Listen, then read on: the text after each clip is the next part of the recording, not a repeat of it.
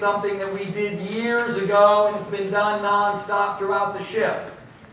Your house is $380,000, you're going to do a $20,000 price reduction? Don't. Take the $20,000, offer up a nice hefty buy down.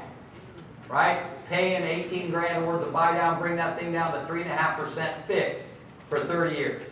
How great is that? Hans, you love that stuff, don't you? Right? I mean, you call up a buyer's agent, hey, you showed the house twice, you haven't seen it. What if we got your client 3.5% as a fixed interest rate? Right? What if you put that wording in the remarks in the MLS?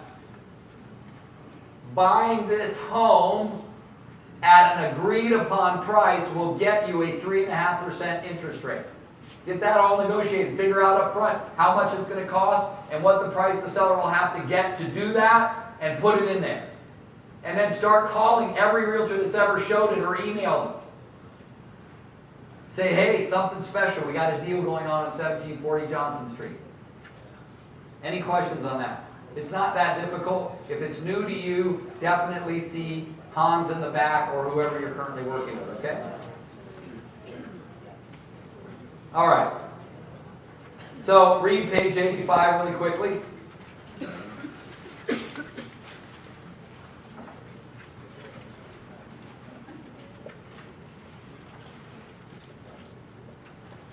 Before you do, I want you to read this quote from page 83. It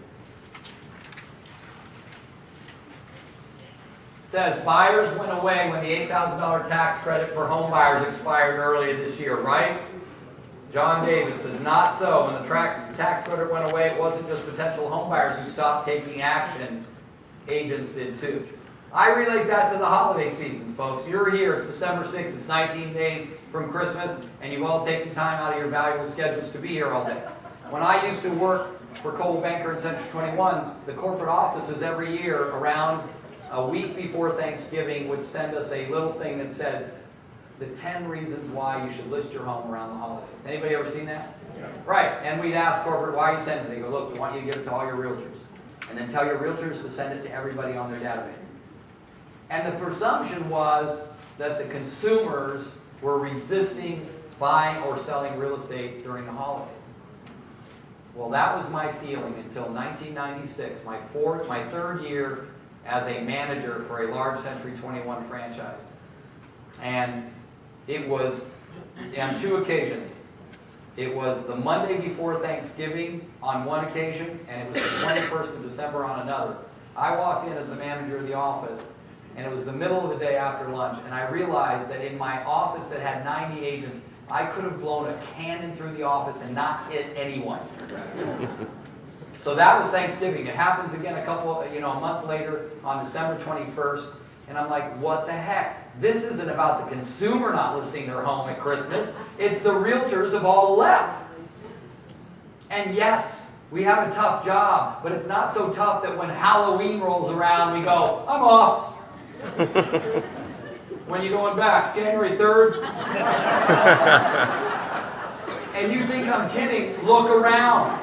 Start paying attention now, December 6th, to what goes on in the office. People come in at 11 and they leave at 2. Where were you? I had shopping to do.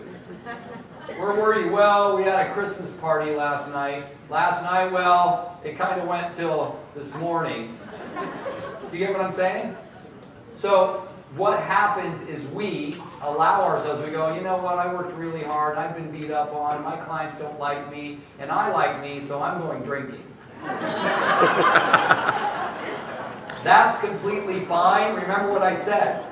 27 days left, Marty, in the year, and you're going to get 10 of them off. 10! That still leaves you 17 solid days of work. And it's not called work if it's less than 8 hours. All right? That like, oh yeah, I slept in because I had a hangover and now I got to go. Oh, you know, a little hair of the dog. What's that? That's a Bloody Mary at lunch! So, I don't mind. Other than